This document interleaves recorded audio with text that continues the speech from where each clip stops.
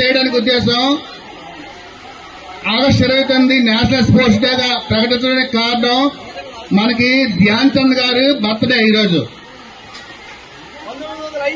1905 August 29 పుట్టారు. December 3 ఆ తర్వాత చూడండి. అంతకుముందు మనకి ఇప్పుడైతే 1980 తర్వాత ఎక్కువ క్రికెట్, ఈ బ్యాడ్మింటన్, ఈ గేమ్స్ కానీ మనకి పూర్వకాలం బ్రిటిష్ వారు పరిపాలించినటువంటి 1920 నుండి 1980 వరకు మన దేశం ఒక ప్రపంచంలో మన గుర్తింపు భారత ద్వారా ఉంది. ఆ నాన్నగారు కూడా ఒక సిపాయిగా పనిచేస్తుంటే అతను కూడా సైన్యంలో చేరారనమాట. చేరినంత వరకు అతను హాకీ కోసం తెలియదు. అక్కడి నుండి అతను 1922 నుండి 26 వరకు అక్కడ సిపాయిల మధ్యన రెజిమెంట్లు అంటుంటే వాళ్ళ మధ్యన అలాగా ఈ హాకీ మ్యాచ్లు ఆడుతుండేవారు. అందులో ఇతను బాగా ప్రతిభ చూసి 1925లో ఒలింపిక్ అంటే ఇండియన్ హాకీ ఫెడరేషన్ ఏర్పడి 1928లో అందరూ నిశ్శబ్దం మొట్టమొదటిసారిగా ఆమ్స్టర్డామ్ లో ఒలింపిక్స్ జరిగాయి. ఈ దీనికి వచ్చాము. అతను కూడా మన టీంలో సభ్యులయ్యి మొట్టమొదటి పిల్లలందరికీ క్రీడా దినోత్సవ శుభాకాంక్షలు. చెప్పేశారు చెప్పాల్సిన చరిత్ర అంతా. అంటే క్రీడలు అనేవి మనిషికి ఎనలేని గుర్తింపు తీసుకొస్తాయి. ఈ మధ్యకాలంలో ఒలింపిక్స్ జరిగాయి.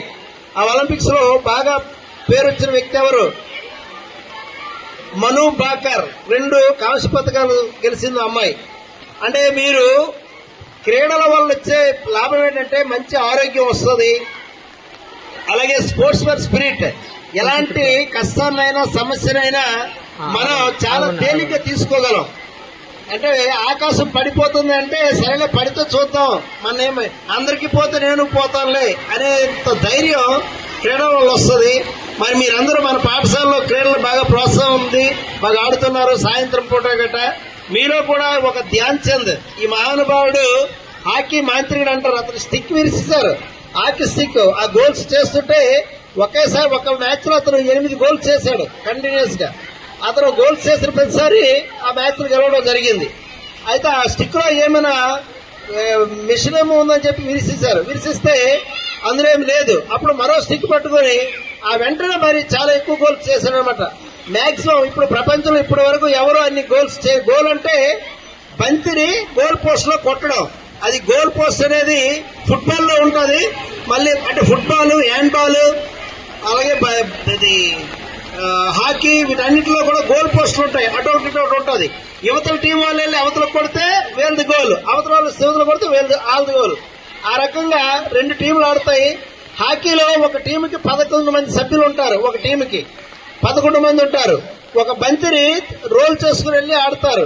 ఇది మన భారతదేశంలో ఎక్కువగా పంజాబ్, ఇప్పుడు ప్రస్తుతం పంజాబ్ నుంచి ఎక్కువ మంది ఉంటారు ఈ గేమ్ కి. ఎందుకంటే వాళ్ళు మొదటి నుంచి ఈ గేమ్ కి ఎక్కువ ప్రాధాన్యత ఇస్తారు.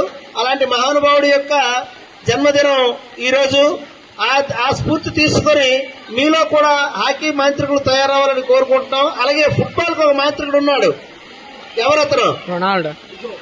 డిగో మారిడోనా అనే అతను అర్జెంటీనా దేశస్తుడు. ఇతను ఫుట్బాల్ ప్లేయర్. అతను ఫుట్బాల్ మాంత్రికుడు అంటారు. సో ఆ మాంత్రికుడు మీన్స్ ఆ ఆటలో అత్యున్నతమైన ప్రతిభ ఎవరు కనపరుస్తారో వాళ్ళని ఆ రకంగా పిలుస్తారు అనమాట. Thank you very much.